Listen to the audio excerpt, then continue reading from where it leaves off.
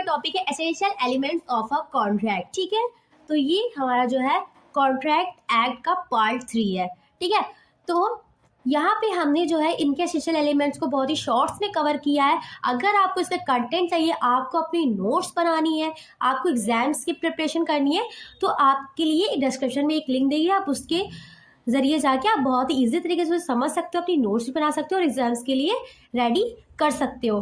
ठीक है, बहुत ही इजी कंटेंट दिए गए हैं। ठीक है, सो आप चेक कर सकते हो। ठीक है, ये हमारे कॉन्ट्रैक्ट के कुछ एसेंशियल एलिमेंट्स, जिसमें पहला जो है वो ऑफर। यहाँ पे हम कुछ एग्जाम्पल्स को लेकर समझेंगे। ठीक है, आपको बहुत ही इजी तरीके से समझ में आएगा। जैसे अब कोई ए पर्सन है, वो बी से कहता है कि मैं तुम्हें अपनी बाइक सेल करूंगा ₹30,000 में।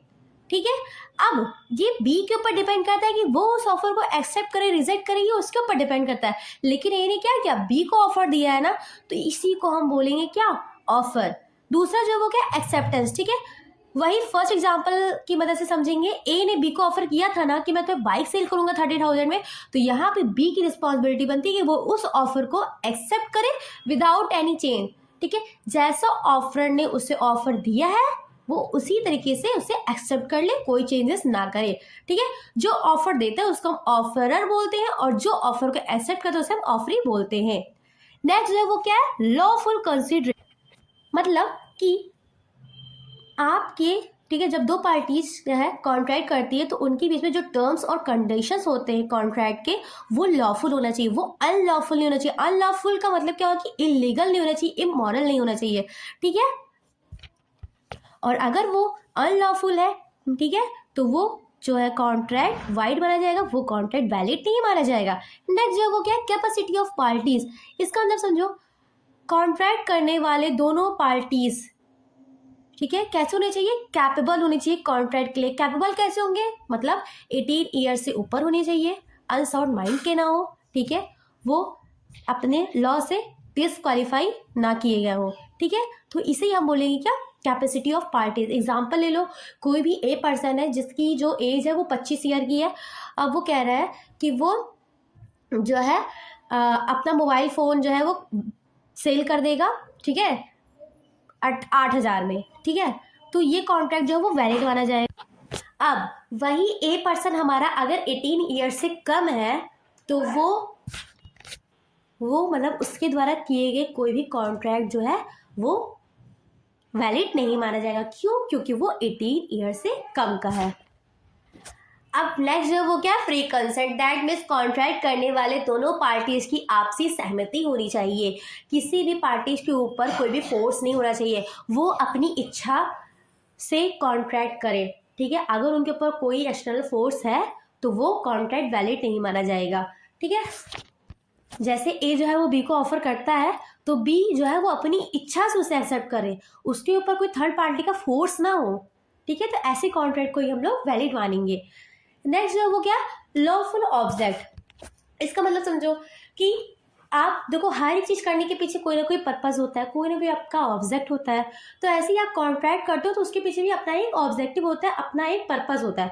अब ये कह रहा है कि वो जो पर्पस है ना वो लॉफुल होना चाहिए, वो अनलॉफुल नहीं होना चाहिए। जैसे एग्जाम्पल ले लो, ए जो है वो बी को, ठीक है, कह रहा है कि मैं तुम्हें ₹50,000 में मैं तुम्हें अपनी मोबाइल बेच दूंगा।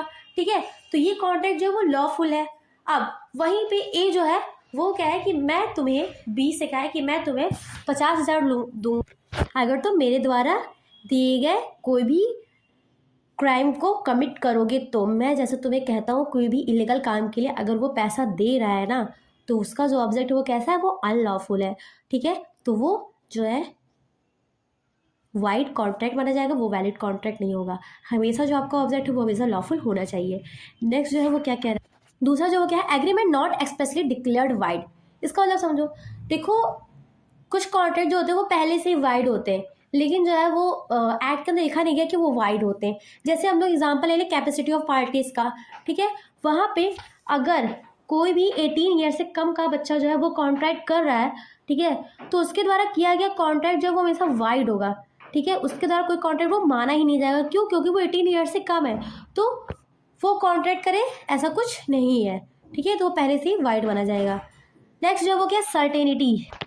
नेक्स्ट जो वो क्या है, सर्टेनिटी। सर्टेनिटी मतलब क्या कि आप जो भी कॉन्ट्रैक्ट करो तो उसके अंदर जो भी टर्म्स और कंडीशंस है ना वो एकदम क्लियर होना चाहिए, डेफिनेट होना चाहिए, वो आधा अधूरा नहीं होना चाहिए। ठीक है, मान लो ए जो है वो बी से कहता है कि मैं तुम्हें जो है अपनी बाइक जो है वो 1 मार्च को फॉर 30,000 रुपीज में सेल करूंगा। यहाँ पे क्या है, उसके प्राइस सेट है, ठीक है, उसकी डेट सेट है, तो ये कॉन्ट्रैक्ट जो वो वैलिड है। क्यों?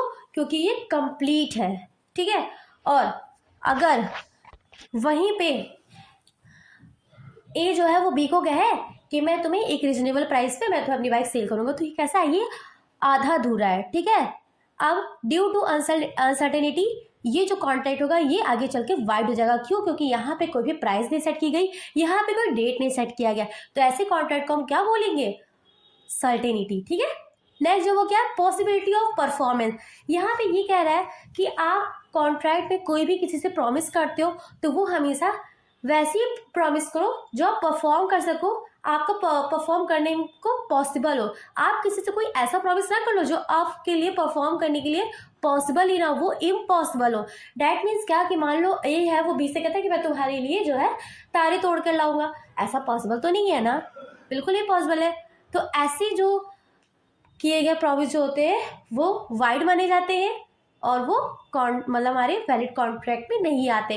तो ये रहे हमारे कुछ एसेंशियल एलिमेंट्स। आई होप कि आपको समझ में आया होगा। अगर आपको इसके फुल कंटेंट चाहिए अपनी नोट्स प्रिपरेशन के लिए तो आप प्लीज़ डिस्क्रिप्शन में लिंक दिए गए लिंक को चेक करें। ठीक है, थैंक यू सो मच।